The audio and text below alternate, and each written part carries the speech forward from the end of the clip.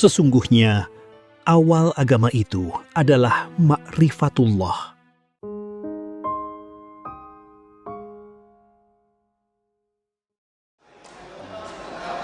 Assalamualaikum warahmatullahi wabarakatuh. Waalaikumsalam warahmatullahi wabarakatuh.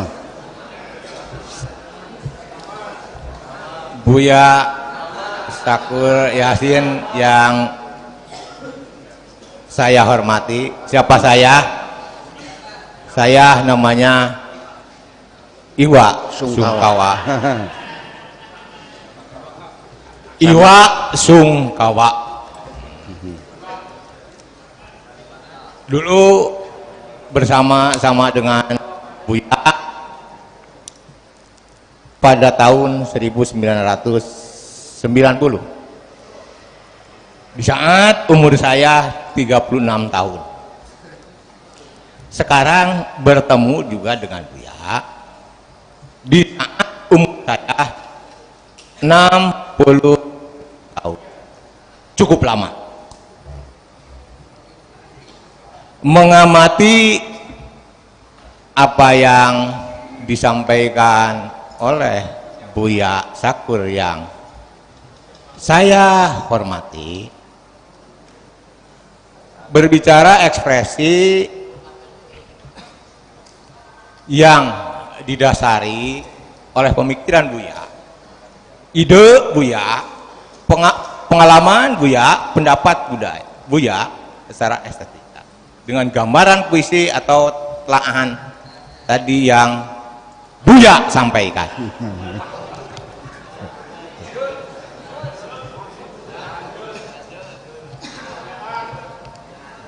Bentuknya secara estetika, keindahan. Memang gambarannya secara imajinasi. Menurut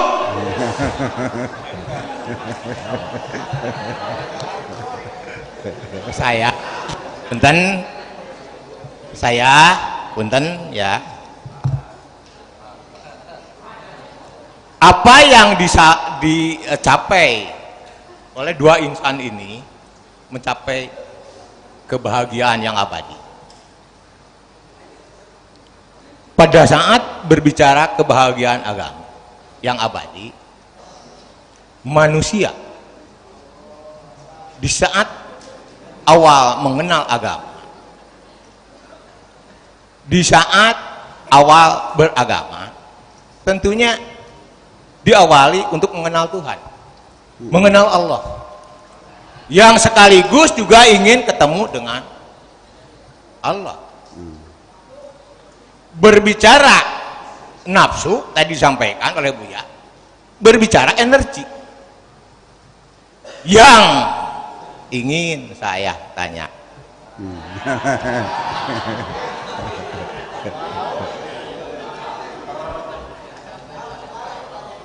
berbicara nafsu, apakah itu lahirnya dari jiwa atau barangkali roh juga mempunyai nafsu? Gampang sebetulnya, mohon penjelasan dari Buya yang akhirnya saya ingin ketemu dengan Allah Subhanahu wa Ta'ala. Terima kasih.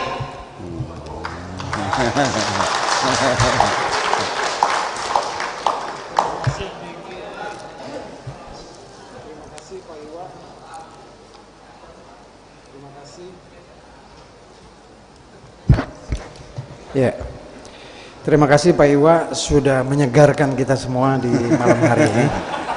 Ya, sampai kaget-kaget, Buya juga ikut yang kaget. ngantuk-ngantuk hilang. Ya. Iya, beliau mengapresiasi puisi Buya tentang kebahagiaan itu sesungguhnya adalah pada kondisi kita mengenal kepada Allah. Dan ingin berjumpa dengan Allah. Kemudian yang menjadi pertanyaan beliau adalah, apakah dalam jiwa terdapat aku atau roh, atau justru dalam jiwa ini memiliki aku? Aku dalam hal ini adalah bukan sosoknya, tetapi aku ini mungkin yang dimaksud oleh Pak Iwa ini adalah aku Allah ya, Pak Iwa. Ya.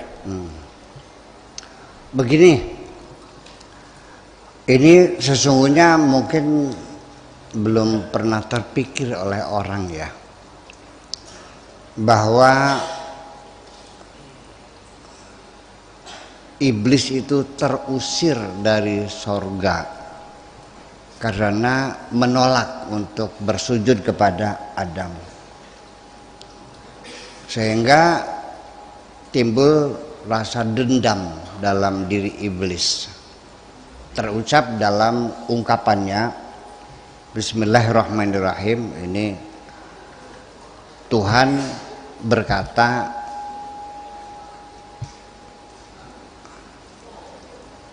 tentang bagaimana iblis itu menyampaikan pikirannya.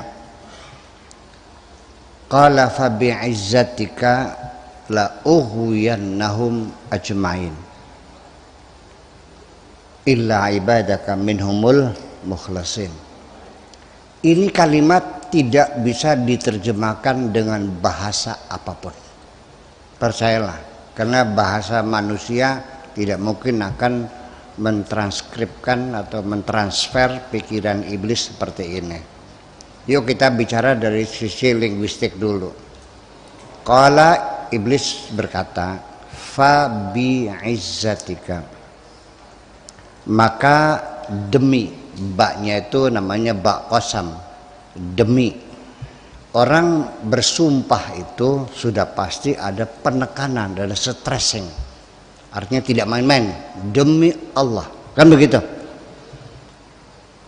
Kemudian yang dijadikan alat sumpah adalah kebesaran Tuhan, bi'izzatika, itu juga menjadi simbol akan kesungguhan iblis. La ughwiyannahum ajmain, lamnya itu lam taukid. Jadi satu ba qasam, dua izzatun juga sebagai tanda penguat, taukid juga. La ughwiyannahum, lamnya lam taukid, tiga. Ughwiyannahum, akan ku goda, ada nun taukid sakilah. Nun taukid sakilah itu sama dengan dua nun taukid khafifah, berarti dua, berarti lima. Kemudian ajmain itu sebagai taukid lagi, 6. Coba bayangkan, intinya iblis akan kugoda, manusia akan kugoda, tetapi dengan kata penguat 6 kali. Artinya kalau di Indonesia kan, aku pasti, aku pasti, aku pasti, aku pasti, aku pasti, aku pasti menggoda manusia. Mungkin nggak diterjemahkan begitu, nggak ada bahasanya. Itu semuanya Allah melalui bahasa Al-Quran, dan ini bukan karangan manusia, tapi adalah firman Tuhan yang menggambarkan betapa dendam kesumatnya iblis menggoda manusia gara-gara Adam dia terusir dari surga. Itu. Ini satu sisi di luar kita.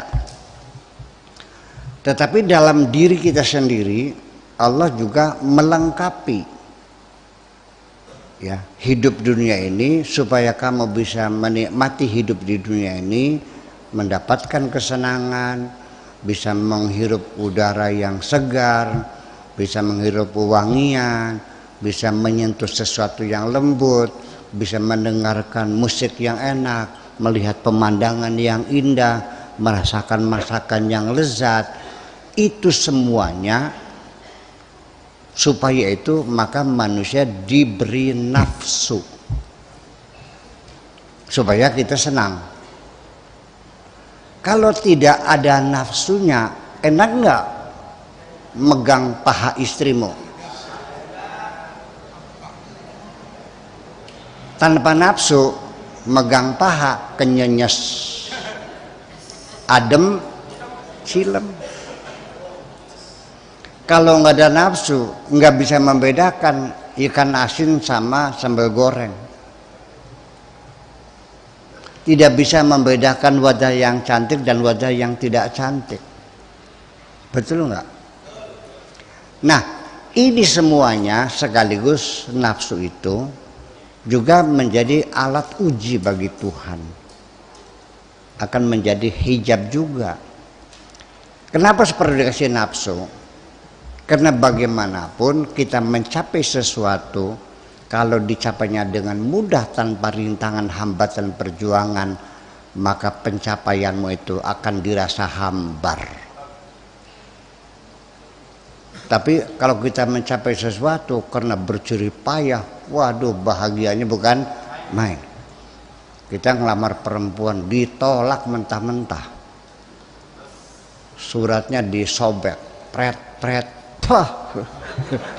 banting lantai diiles-iles ke kaki, kayak apa sakitnya, sampai kamu dadak berguru sama Baridin.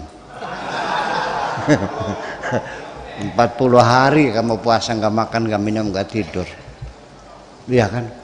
Dengan susah payahnya, begitu akhirnya cintamu diterima, kamu akan merasa bahagia yang berlipat-lipat ganda karena setelah perjuangan panjang. Betul nggak? Orang yang kaya raya karena warisan, dia tidak merasakan kebahagiaan masa depannya. Beda dengan orang yang kaya modalnya modal dengkul. Ya, jatuh bangun. Saya kira memang itu diperlukan supaya kita merasakan kenikmatan di dunia ini. Nah, yang cilaka ini setan ini seringkali berkolaborasi dengan nafsumu itu. Itu persoalannya. Makanya kalimat illa ibadaka minhumul mukhlasin, itu setan tidak akan bisa berkolaborasi dengan nafsumu itu. Karena nafsunya sudah dikendalikan oleh Allah Subhanahu wa taala. Jadi nanti beda antara mukhlisin dengan mukhlasin. Kalau mukhlisin, kita yang ada ruangan ini tergolong mukhlisin, orang yang kepengen belajar ikhlas, pengen mengikhlaskan diri kepada Allah, tetapi baru isim fa'il, kita sebagai pelaku yang berusaha. Tapi kalau al-mukhlasin ini isim maf'ul, artinya sudah distempel oleh Allah, Anda sudah mendapat stempel, tidak akan tergoda oleh iblis itu. Kemudian dalam diri kita di samping jasad juga ada roh, ada nafsu, ada akal, ada hati, ada perasaan, ada angan-angan. Itu dalam software kita itu ada cita-cita, angan-angan, perasaan, dan memori, emosi, segala macam, semua itu adalah merupakan peranti lunak semuanya dalam diri kita ini yang berada di dalam jasad kita ini. Semuanya baik jiwa maupun roh itu tidak pernah bisa didefinisikan. Ilmu jiwa itu sekalipun namanya ilmu jiwa, tapi ilmu jiwa sampai sekarang tidak pernah mendefinisikan jiwa itu apa. Karena ilmu jiwa itu ilmu yang mempelajari gejala-gejala jiwa. Ini jadi sama dengan orang mempelajari fisika kuantum, fisika partikel berbentuk elektron, neutron, dan proton, foton, dan sebagainya yang tidak bisa dilihat oleh mata, tidak bisa dilihat dengan mikroskop karena saking sangat kecilnya. Jadi artinya bahwa proton itu berapa besarnya, itu adalah inti dari atom adalah proton. Ada neutron, ada elektron. Kalau pengen tahu proton itu seperti apa, ini atom ini masih dibesarkan segede bumi ini.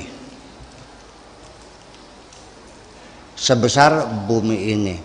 Nanti protonnya akan kelihatan sebesar kelenteng. Tahu kelenteng? Bijinya kapuk. Atomnya dibesarkan sebumi ini, nanti protonnya sebesar atom. Itu saya kira seperti itu. Nah kemudian dibesarkan lagi 20 meter diameternya, baru kelihatan elektronnya. Jadi sangat tidak mungkin. Nah maka jiwa juga seperti itu. Kalau masuknya itu artinya dalam fisika partikel yang dipelajari adalah gejalanya. Dan kita bisa membedakan. Nah Tuhan saja memberikan isyarat, yasalunaka anir ruh qulir ruhu min amri rabbi. Mereka bertanya kepadamu tentang roh. Katakan roh itu urusan Tuhanmu. Awas, pengertian roh urusan Tuhanmu ini bukan, jangan diartikan Allah melarang kita meneliti tentang roh. Silahkan Anda teliti, silahkan. Tetapi nanti di penghujungnya Anda harus terpaksa akan mengatakan aku tidak tahu pada akhirnya. Karena itu adalah apa yang mereka temukan tentang roh itu sebetulnya baru merupakan jasad rohnya saja. Ya, bukan rohnya itu bisa ketahui. Nah, roh itu apa? Roh itu adalah energi yang langsung bersambung dengan kekuasaan Tuhan. Seperti kereta listrik gitu. Dia akan bisa maju, bisa mundur, bisa berhenti, bisa cepat, bisa pelan, itu ketika ada setrum. Kalau setrumnya putus, seseorang itu mati karena rohnya meninggalkan jasadnya. Ya kan begitu. Dan roh itu tidak mati. Karena energi itu tidak mati, energi Tuhan itu. Makanya Allah mengatakan wa idza sawaituhu wa nafakhtu fihi mir ruhi. Ketika manusia itu sudah ku ciptakan sempurna, lalu kutiupkan wa nafakhtu, kutiupkan fihi, di dalamnya mir ruhi, dari rohku. Jadi artinya bahwa tetap kita tidak akan bisa melihat, mendefinisikan roh itu. Kalau kita katakan secara definisi demonstratif, definisi boleh, atau dalam bahasa Arab namanya al-had birrasm. Katakan saja roh itu adalah inti kehidupan, boleh. Roh itu adalah inti kehidupan. Jadi yang hidup itu adalah roh. Kemudian ada lagi perasaan, ingatan, memori, ada hati, ada akal dan pikiran. Ini semuanya berkolaborasi semuanya itu. Jadi nanti kecerdasan, ada kecerdasan IQ, intelligent question, ada EQ, emotional question, ada SQ, spiritual question. Nanti otak itu ada otak kanan, ada otak kiri, ada otak tengah, ada otak depan, ada otak belakang, macam-macam lah. Sampai sel-sel otak itu sampai sekitar 15 miliar sel dalam otak kita ini, dan saling berkomunikasi. Itu semuanya cara kerja otak kita seperti apa, masih dalam penelitian semuanya. Nah tetapi nanti pada akhirnya bahwa nafsu itu adalah tentu jaringannya melalui ada otot, ya, ada otot lurik, ada otot angkat, ada otot bebas dan sebagainya, dengan semua saraf jaringannya. Itu semuanya terkendali di otak kita ini semuanya ini. Ketika kita ketika birahi itu muncul kapan? Laki-laki dari mata. sensitivitas laki-laki di mata. Laki-laki cukup melihat saja wajah yang cantik dan bodi yang seksi, melalui mata langsung diproses oleh otak dan menimbulkan syahwat. Tapi kalau perempuan, kalau belum diuus-uus belum. Ngerti uus-uus dong? Ya. Nah, ketika proses itu terjadi, saraf kita bekerja akan menegang bagian-bagian yang perlu tegang. Dan ketika itu menegang, otak kita menjadi bodoh. Ya. Dan itu semuanya proses bekerja antara otak dengan hati kita, dengan perasaan kita, dengan pikiran kita semuanya. Dan ternyata dikiranya itu terpisah. Ternyata otak dan hati itu terhubung 4 jalur, ya, jalur apa namanya, jalan tolnya dua jalan tol. Jadi masing-masing punya receiver dan punya transmitter semuanya.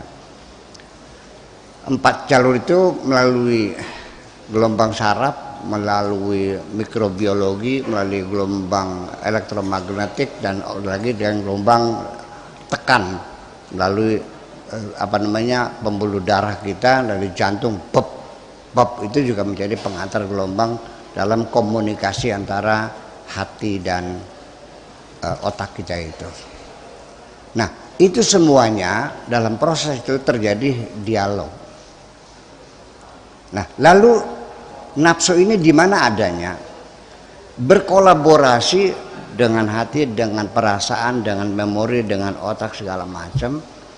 Nah, ini makanya ketika Nabi Yusuf itu hampir berselingkuh dengan Zulaikha, yang mengatakan Zulaikha ya, di akhirnya dia mengaku ya, kalau setelah disaksikan oleh seorang bayi yang berkata, kalau yang sobek baju depanmu berarti kamu yang salah, Zulaikha yang benar, kalau baju yang sobek itu belakang, Zulaikha yang salah, kamu yang benar.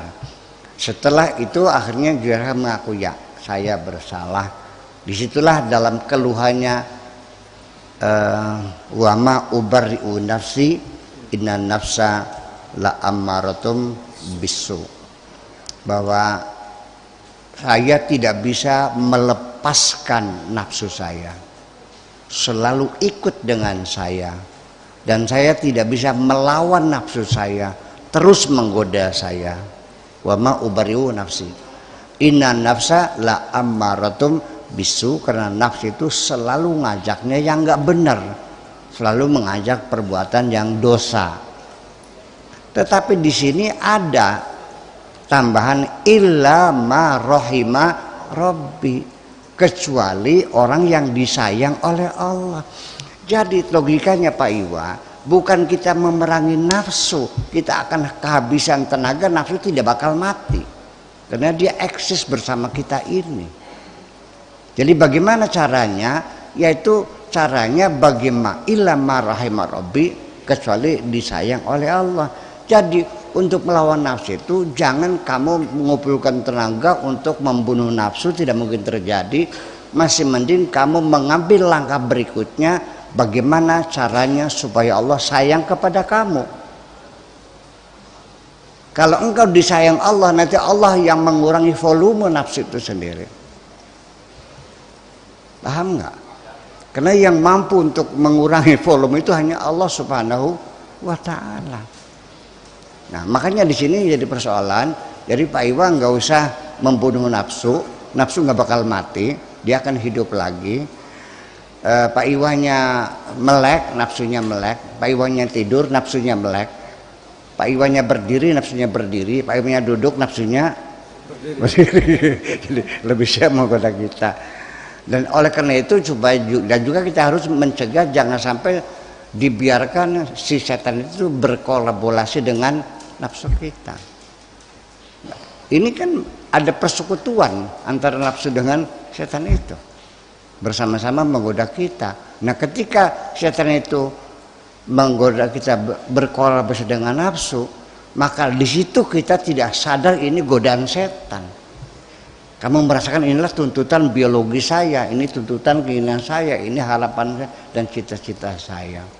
Jadi saya kira di penghujungnya setan dipukul, pergi, datang lagi, diinjak-injak, pingsan, bangkit lagi.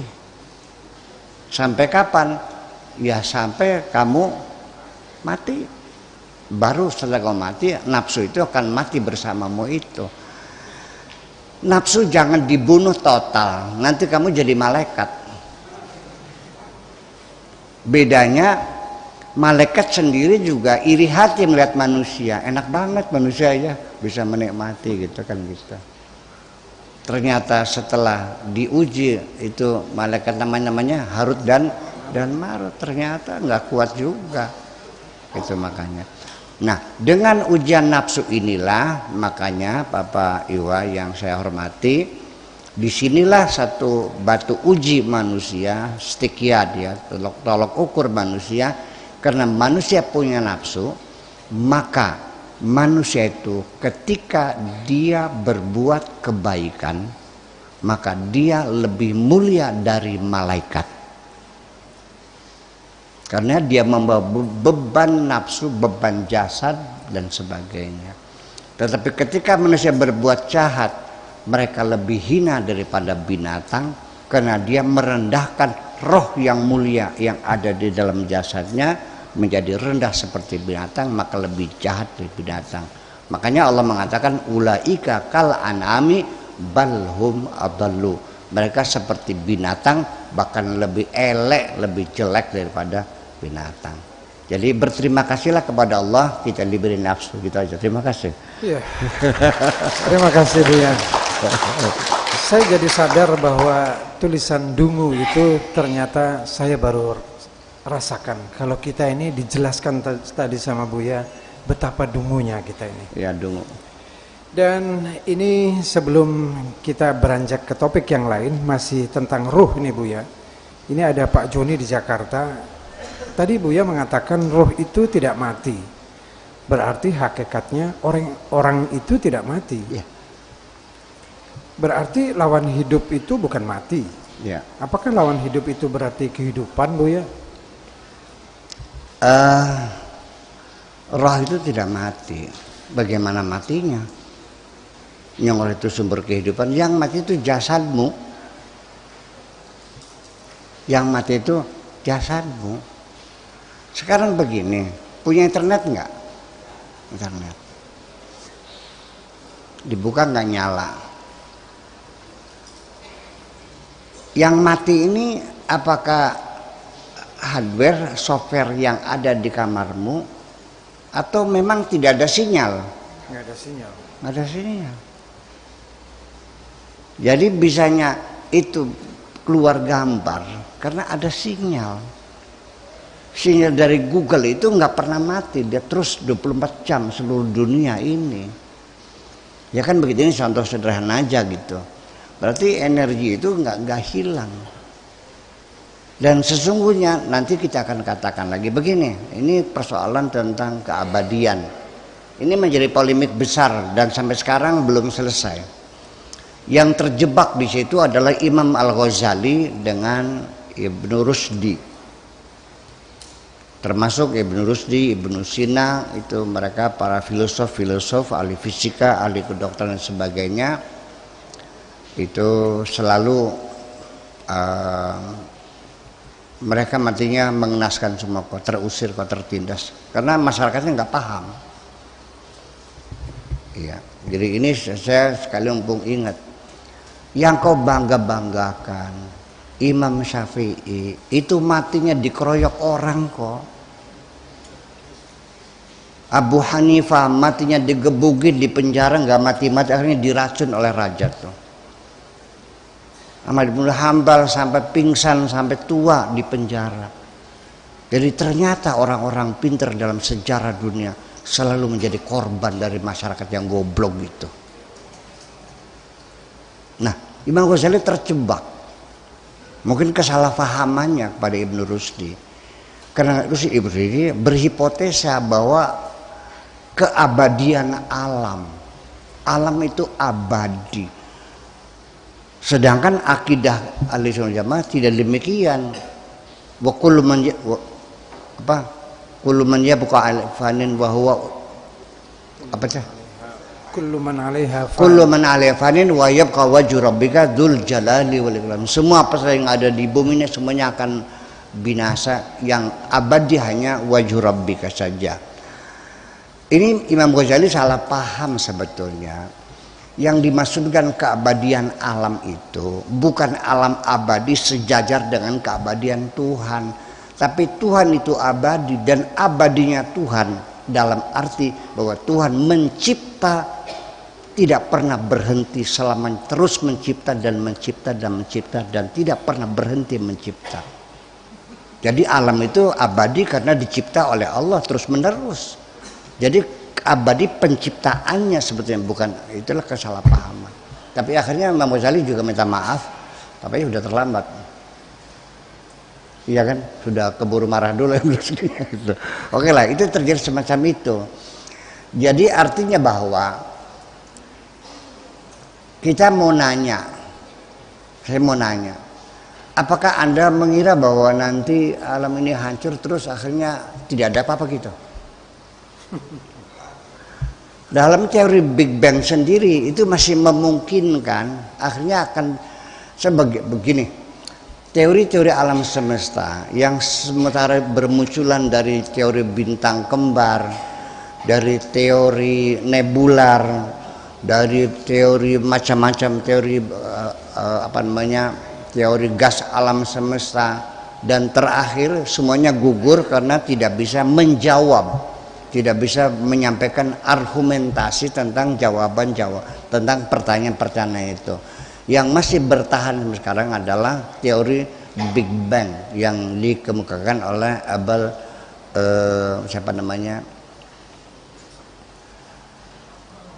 dari Belgia itu. Ya, itu. Nah ini Georges Lemaitre dia orang gereja itu.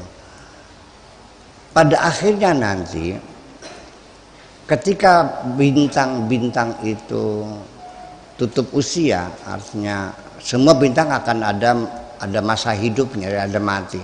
Nah, ketika bintang itu mati adalah ketika mendingin permukaannya, di dalamnya masih memanas, dan itulah namanya akan kematian bintang ditandai dengan meledak. Meledaknya bintang itulah yang disebut dengan supernova. Ledakan bintangnya akan menimbulkan tata surya baru. Dan bumi yang kita duduki ini adalah baru layak dihuni makhluk hidup itu setelah 4 miliar tahun lamanya. Dari ledakan pertama sampai terjadinya bumi yang bulat dengan sempalan mata bulan yang mengorbit ini, dan bumi berotasi mengelilingi matahari beserta planet-planet yang lain, itu 4 miliar tahun yang lalu baru adanya oksigen, air dan sebagainya. Dan namanya alam semesta itu maksudnya Allah terus akan mencipta dan mencipta dan mencipta, sehingga berkesimpulan sampai kepada Nabi Adam yang kau pelajari dari kitab sucimu itu. Pertanyaannya itu, Adam yang kamu pelajari episode yang keberapa sesungguhnya? Dari isyarat Al-Quran sendiri mengatakan ataj'alu fiha may yufsidu fiha wa yasfikud dima. Untuk apa engkau ciptakan manusia yang nantinya akan perang saudara, banjir darah dan merusak? Tidakkah cukup kami saja bertasbih? Kalau begitu berarti malaikat pernah menyaksikan adanya pertempuran antara umat manusia dan banjir darah sebelum Adam.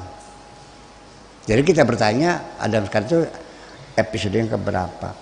Pertanyaan saya berikutnya, ketika dunia sudah digulung, langit digulung, setelah itu apakah Tuhan pensiun? Tidak. Nanti untuk selamanya abadal abidin, selama-lamanya dan tidak berakhiran, Tuhanmu manyun, lihat orang di sorga tertawa terbahak-bahak terus menerus dengan keakhiran, dan melihat orang menjerit-jerit kesakitan di neraka. Ataukah setelah itu Tuhan mencipta alam lagi yang baru? Allah punya sifat bukan khalik tapi al-khallaq, yaitu yang senantiasa selalu mencipta. Saya kira begitu.